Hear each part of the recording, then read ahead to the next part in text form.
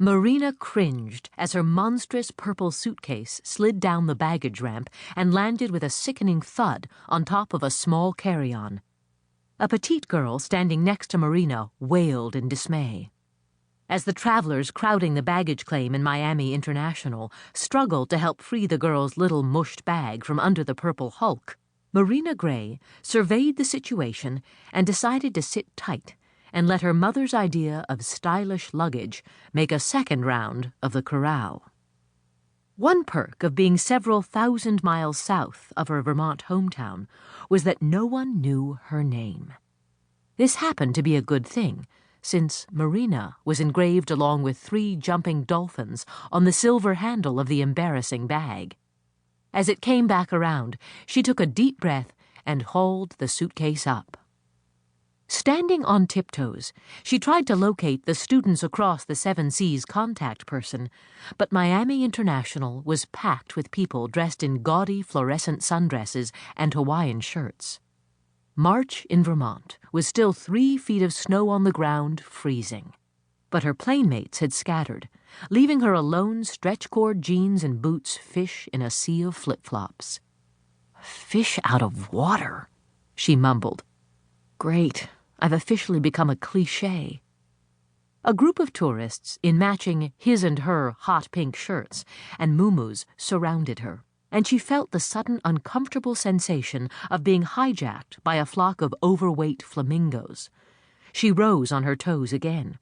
For once, she was grateful for her 5 feet 11 inches as she spotted a man in a bright orange SAS polo. She pushed up her long sleeves and picked her way through the crowd, almost panting from the effort. "Marina?" asked a deep voice through the whitest smile she had ever seen.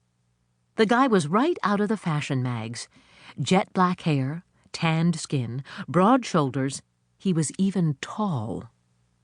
Marina dragged her eyes away from him and tried not to blush. He reached for her suitcase, and she almost forgot to let go of the handle. With a second tug and a smile, he lifted it up and put it on the trolley on top of 2 nearly identical streamlined black backpacks. "Did you know that your mouth is hanging open?" said a heavily accented French girl standing beside the SAS advisor. Her glossy dark hair was pulled back into a casual twist that had probably taken her 2 seconds to put up. Marina had tried the look once, but ended up only with cramped arms and a mess of long blonde tangles. She had stuck to braids after that.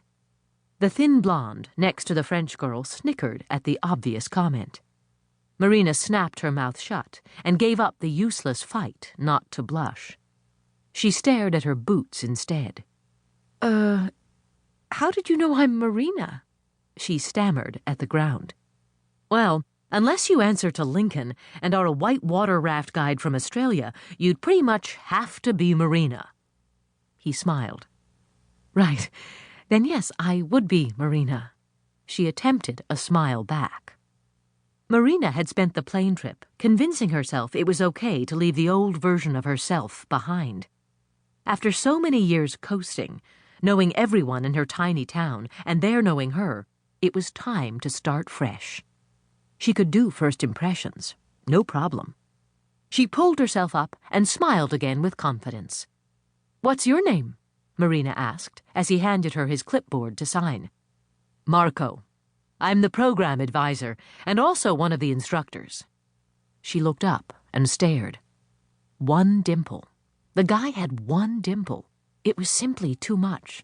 That one dimple doomed her to a whole new kind of cliché. Crush on the teacher cliché. The worst. "Oh, Marco is Spanish, right?" she asked with some effort.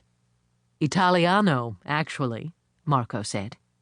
"Not everyone in Miami is Hispanic, you know," said the blonde girl in a thick southern drawl. She and the French girl sidled up to each other.